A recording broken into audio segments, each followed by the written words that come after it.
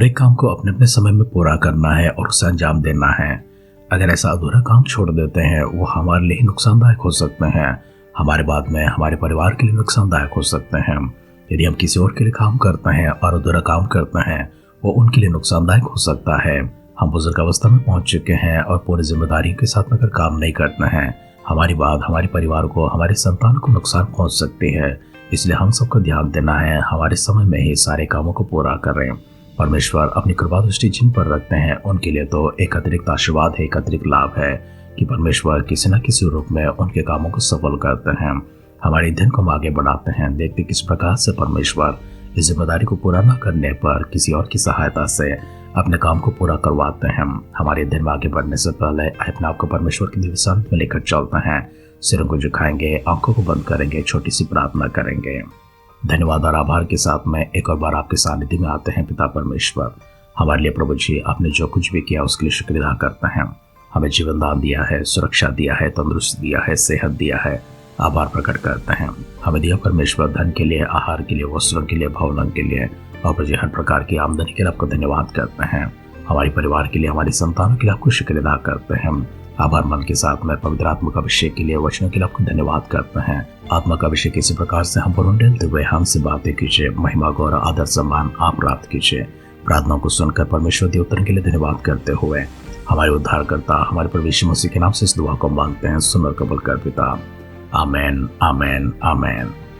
आध्यात्मिक जीवन की दैनिक खुराक सुन रहे हमारे सारे प्रिय श्रोताओं को, परमेश्वर के विभक्त गणों को प्रभु यीशु मसीह के नाम में प्यार भरा जय मसीह की सुप्रभातम और शुभोदय कहते हुए हम सबका मनपसंद ध्यान केंद्र आध्यात्मिक जीवन की दैनिक खुराक में और इस नए दिन में आप सबका स्वागत करते हैं।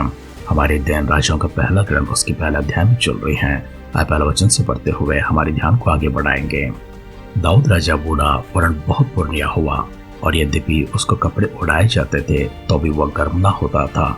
सो उसके कर्मचारी ने उससे कहा, हमारे प्रभु राजा के लिए कोई जवान कुमारी ढूंढी जाए जो राजा के सम्मुख रहकर उसकी सेवा किया करे और तेरे पास लेखा करे कि हमारे प्रभु राजा को गर्मी पहुंचे। तब उन्होंने समस्त इस्राएल देश में सुंदर कुमारी ढूंढते ढूंढते अभिषेक नाम एक शूनेमिन को पाया और राजा के पास उसे ले आए। वह कन्या बहुत ही सुंदर थी और वह राजा की दासी होकर उसकी सेवा करती रही, परंतु राजा उसे सहवास न हुआ। तब हग्गीत का पुत्र अदोनिय्याह सिर ऊंचा करके कहने लगा कि मैं राजा होऊंगा। सो उसने रथ और सवार और अपने आज्ञा के दौड़ने को 50 पुरुष रख लिए। उसके पिता ने तो जन्म से लेकर उसे कभी ये कहकर उदास ना किया था कि तूने ऐसा क्यों किया। वो बहुत रूपवान था और अबशलोम के पीछे उसका जन्म हुआ था और उसने सरिया के पुत्र योआब से और अबीयातार याजक से बातचीत की और उन्होंने उसके पीछे होकर उसकी सहायता की। परंतु सादोक याजक यहोयादा का पुत्र बनाया, नातान नबी, शिमी, रई और दाऊद के शूरवीरों ने अदोनिय्याह का साथ ना दिया और अदोनिय्याह ने जेलेतना पत्थर के पास जो एनरोगेल के निकट है भेड़ बैल और तैयार किए हुए पशु बलि किए और अपने भाई सब राजकुमारों को और राजा के सब यहूदी कर्मचारियों को बुला लिया। परंतु नातान नबी और बनाया और शूरवीरों को और अपने भाई सुलेमान को उसने न बुलाया। तब नातान ने सुलेमान की माता बतशेबा से कहा, क्या तूने सुना है कि हग्गीत का पुत्र अदोनिय्याह राजा बन बैठा है और हमारा प्रभु दाऊद इसे नहीं जानता। इसलिए अब मैं तुझे ऐसी सम्मति देता हूँ जिससे तू अपना और अपने पुत्र सुलेमान का प्राण बचाए। तो दाऊद राजा के पास जाकर उससे यूं पूछ कि हे मेरे प्रभु, हे राजा, क्या तूने शपथ खाकर अपनी दासी से नहीं कहा कि तेरा पुत्र सुलेमान मेरे पीछे राजा होगा और वह मेरी राजगद्दी पर विराजेगा? फिर अदोनिय्याह क्यों राजा बन बैठा है? और जब तुम वहाँ राजा से ऐसी बातें करती रहेगी तब मैं तेरे पीछे आकर तेरी बातों की पुष्टि करूंगा। तब बतशेबा राजा के पास कोठरी में गई। राजा तो बहुत बूढ़ा था और उसकी सेवा टहल शूनेमिन अभिषेक करते थे। और बतशेबा ने झुककर राजा को दंडवत की और राजा ने पूछा, तो क्या चाहती है? उसने उत्तर दिया, हे मेरे प्रभु, तूने तो अपने परमेश्वर यहोवा की शपथ खाकर अपनी दासी से कहा था कि तेरा पुत्र सुलेमान मेरे पीछे राजा होगा और वही मेरी राजगद्दी पर विराजेगा। अब देख, अदोनिय्याह राजा बन बैठा है और अब तक मेरा प्रभु राजा इसे नहीं जानता। और उसने बहुत से बैल तैयार किए, पशु और भेड़ों को बलि की और सब राजकुमारों को और अबीयातार याजक और योआब सेनापति को बुलाया है, परंतु तेरे दास सुलेमान को नहीं बुलाया। और हे मेरे प्रभु, हे राजा, सब इस्राएली ताक रहे हैं कि तू उनसे कहे कि हमारे प्रभु राजा की गद्दी पर उसके पीछे कौन बैठेगा। नहीं तो जब हमारा प्रभु राजा अपने पुरखाओं के संग सोएगा, तब मैं और मेरे पुत्र सुलेमान दोनों अपराधी गिने जाएंगे। यह बेशबा राजा से बातें कर ही रही थी कि नातान नबी भी आ गया और राजा से कहा गया कि नातान नबी हाजिर है। तब वह राजा के सम्मुख आया और मुंह की बल गिरकर राजा को दंडवत की।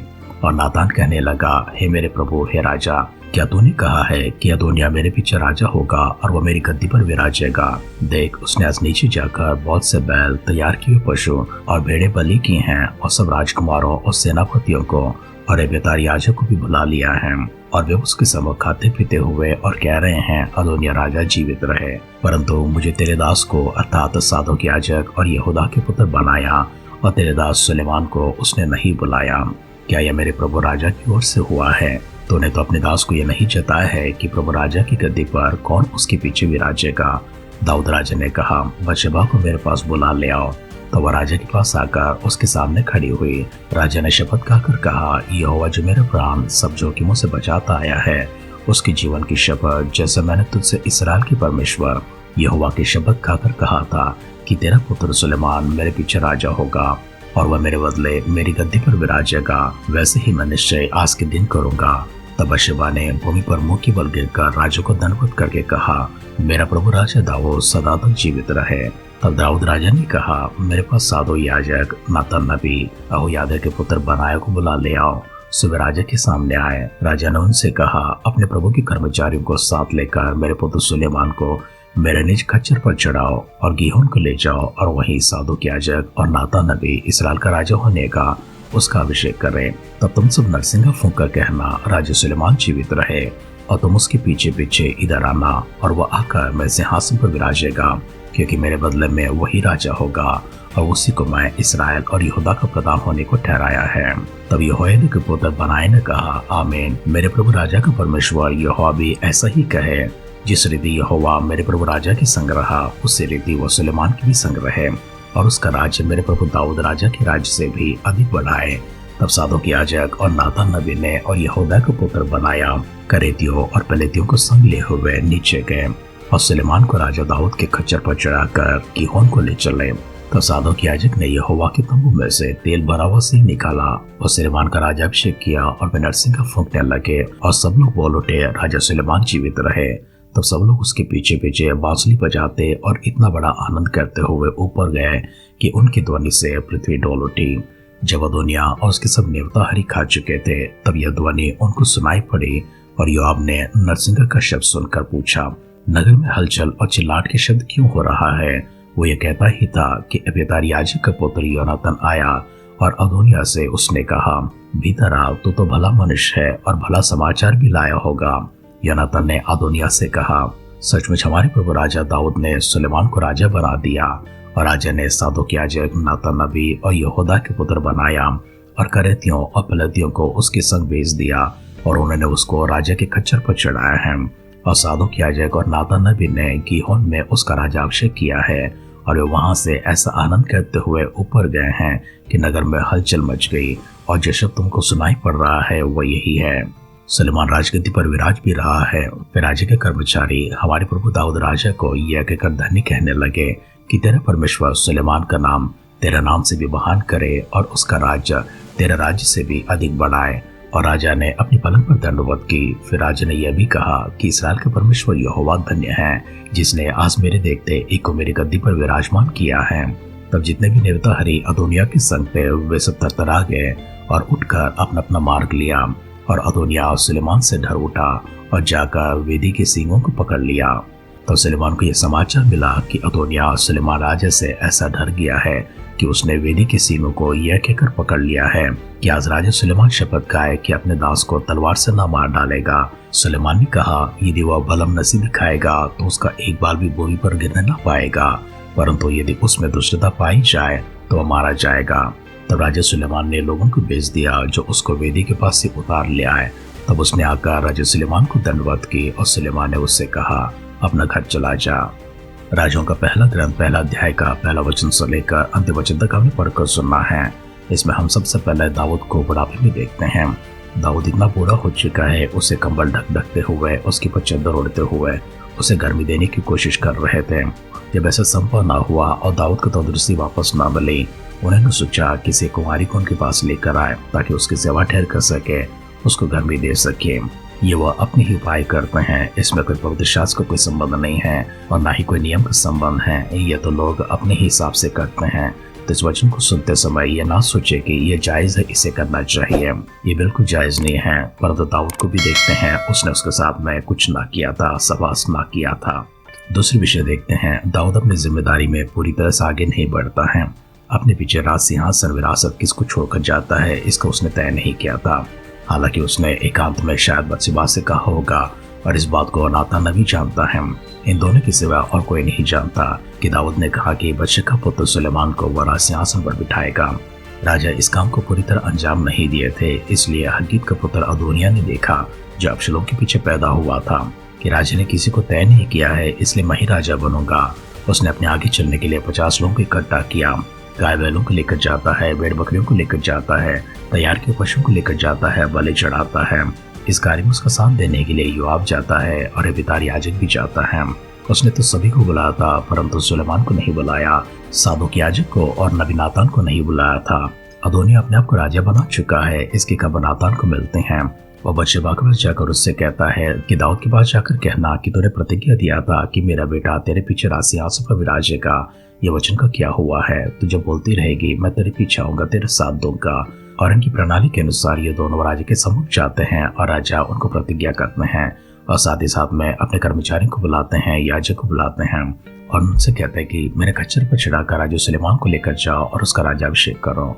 और वैसे ही होता है। ये खबर अदोनिया को मिलती है। अदोनिया थरथरा उठता है, घबरा उठता है। अदोनिया के साथ जितने लोग भी खाते पीते उस अभिषेक में थे, वे सब चले गए, अपने मार्ग ले लिए। अदोनिया तो परमेश्वर के तोबे में जाकर उस संदूक के सींगों को पकड़ता है और यह कहने लगता है कि राजा सुलेमान अगर मेरे प्राण को बख्शेगा तो मैं नीचे उतरूंगा, अगर ऐसा ना तो मैं यहीं पर रहूंगा। राजा सुलेमान ने इसके उत्तर में कहा, यदि वो सही कहता है तो उसको बख्शा जाएगा, अगर वो चितराई करता है तो उसको बख्शा ना जाएगा। सो सुलेमान ने उसको उतारने के लिए लोगों को भेजा और उसके सामने आकर उससे दंडवत किया। सुलेमान ने कहा, तो अपना घर चला जा। राजगद्दी की जिम्मेदारी और उसके पीछे मंदिर के निर्माण की जिम्मेदारी दाऊद अपने संतान सुलेमान को देते हैं। इन सारी बातों को अगले अध्यायों में देखेंगे, किस प्रकार से सुलेमान आगे बढ़ता है, किस प्रकार से राजगद्दी पर विराजमान होता है और कैसे परमेश्वर की सहायता करते हैं। लेकिन आइए उससे पहले यहाँ पर हमारे ध्यान को समाप्त करते हुए एक छोटी सी प्रार्थना करेंगे। पिता परमेश्वर, हम आपको धन्यवाद करते हैं, स्तुति करते हैं। हमारे यदि कोई अधूरे काम रह गए हों जिनको प्रभु जी हमने पूरी तरह से अंजाम नहीं दिया है, और स्मरण दिलाइए और प्रभु जी अपने ज्ञान से चलाकर उन्हें पूरा करने के लिए, उनको अंजाम देने के लिए हमारी मदद कीजिए। हमारे सारे परिजनों को आप ख्यात में समर्पण करते हैं। एक एक जन को छूने के लिए, अपनी सामर्थ से बढ़ने के लिए, अपनी शक्ति से बढ़ने के लिए, अपना अगुवाई चलाने के लिए प्रार्थना करते हैं। उनके हाथों की हर मेहनत में परमेश्वर अपने प्रतिफल के लिए आने के लिए दुआ करते हैं। दुनिया आशुआ प्रभु जी अब से लेकर सदा के लिए उन पर उन्हें ले जाए, इसलिए दुआ करते पिता परमेश्वर आपकी सामर्थ्य अभिषेक हमेशा उनके ऊपर रखे।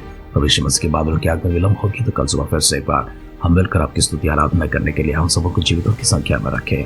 अगर ऐसा ना तो परमेश्वर मसीह के बादल के आगमन में हम सबको शामिल करें। दुआ को परमेश्वर उत्तर हम तक पहुंचा दे, इसके लिए आपको धन्यवाद करते हुए हमारे उद्धारकर्ता हमारे परमेश्वर मसीह के नाम से इस प्रार्थना को मांगते हैं, सुन और कबूल कर देता। आमेन, आमेन, आमेन। तंदुरुस्ती से भरा हुआ, खुशहाली से भरा हुआ आनंददायी जीवन आप प्राप्त करें। परमेश्वर की स्वर्गीय बरकतें ढेरों रूप में आपके ऊपर उतर आते रहें। आपके सारे काम सफल हो, कोई काम अधूरा ना रहे। ऐसे ज्ञान से जो परमेश्वर हमेशा हमेशा आपको चलाते रहे। हमारी इसी दुआ और कामना के साथ आज के ध्यान के पर समाप्त करते हैं। आप सुनते रहिए, सुनाते रहिए आध्यात्मिक जीवन की दैनिक खुराक। कल फिर मिलेंगे। अपना ख्याल रखिए, अपनों का ख्याल रखिए, दूसरों का भी ख्याल रखिए। God bless you.